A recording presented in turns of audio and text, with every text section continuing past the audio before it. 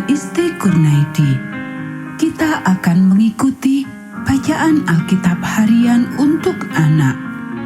Hari ini tanggal 11 November, bacaan Alkitab kita Kisah Para Rasul pasal 3. Mari kita awali dengan doa. Bapa di surga, kami akan belajar firman Tuhan. Tolong kami supaya kami dapat memahami firman Tuhan. Dalam nama Tuhan Yesus kami berdoa. Amin. Petrus menyembuhkan orang lumpuh.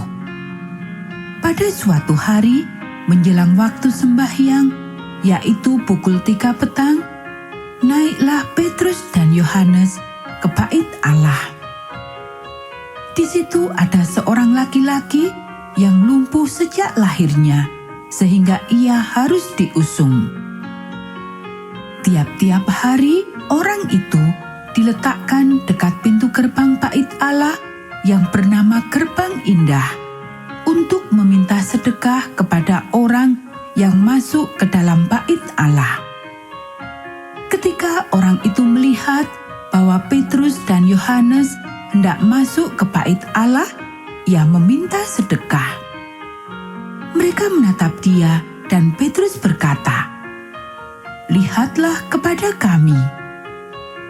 Lalu orang itu menatap mereka dengan harapan akan mendapat sesuatu dari mereka.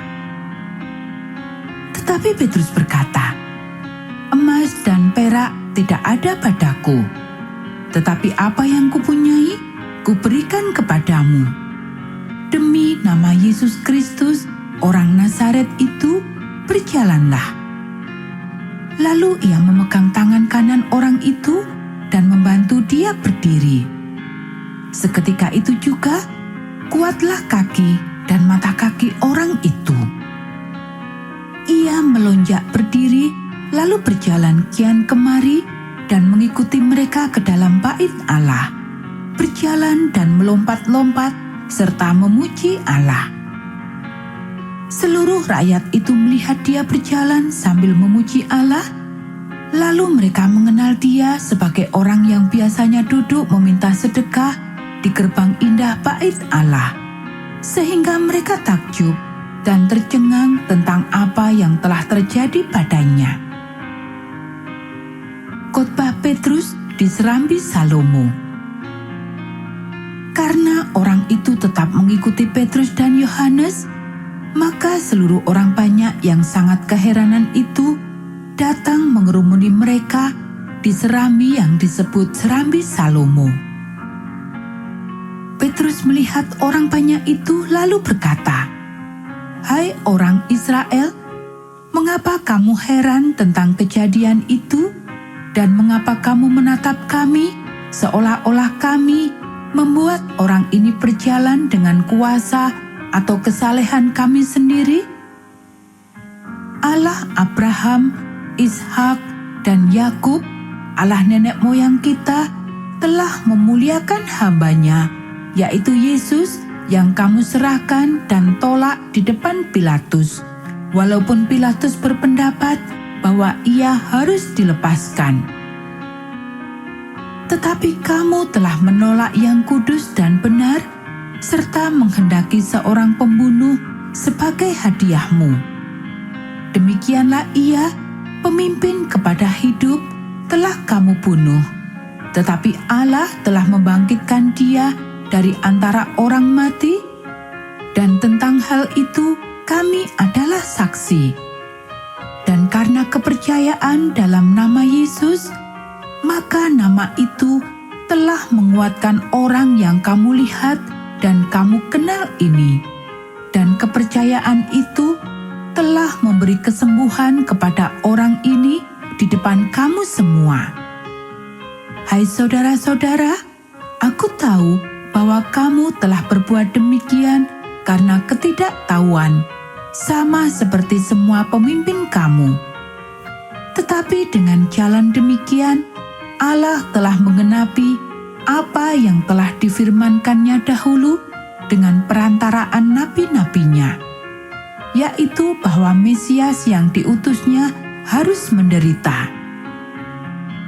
Karena itu, sadarlah dan bertobatlah, supaya dosamu dihapuskan, agar Tuhan mendatangkan waktu kelegaan dan mengutus Yesus yang dari semula diuntukkan bagimu sebagai Kristus. Kristus itu harus tinggal di surga sampai waktu pemulihan segala sesuatu, seperti yang difirmankan Allah dengan perantaraan nabi-nabinya yang kudus di zaman dahulu. Bukankah telah dikatakan Musa, Tuhan Allah akan membangkitkan bagimu seorang nabi dari antara saudara-saudaramu sama seperti aku. Dengarkanlah dia dalam segala sesuatu yang akan dikatakannya kepadamu. Dan akan terjadi bahwa semua orang yang tidak mendengarkan nabi itu akan dibasmi dari umat kita. Dan semua nabi yang pernah berbicara, mulai dari Samuel dan sesudah dia, telah bernubuat tentang zaman ini.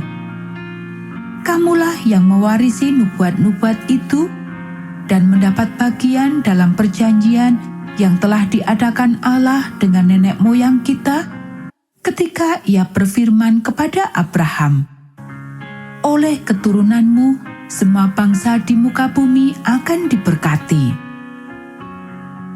Dan bagi kamulah pertama-tama Allah membangkitkan hamba-Nya dan mengutusnya kepada kamu, supaya Ia memberkati kamu dengan memimpin kamu masing-masing kembali dari segala kejahatanmu. Anak-anak, demikianlah bacaan firman Tuhan hari ini. Mari kita akhiri dengan doa. Bapa di surga, terima kasih kami sudah belajar firman Tuhan. Tolong kami supaya kami dapat melakukannya. Kiranya Tuhan memberkati kami hari ini saat kami belajar, bermain, dan membantu orang tua. Dalam nama Tuhan Yesus kami berdoa. Amin.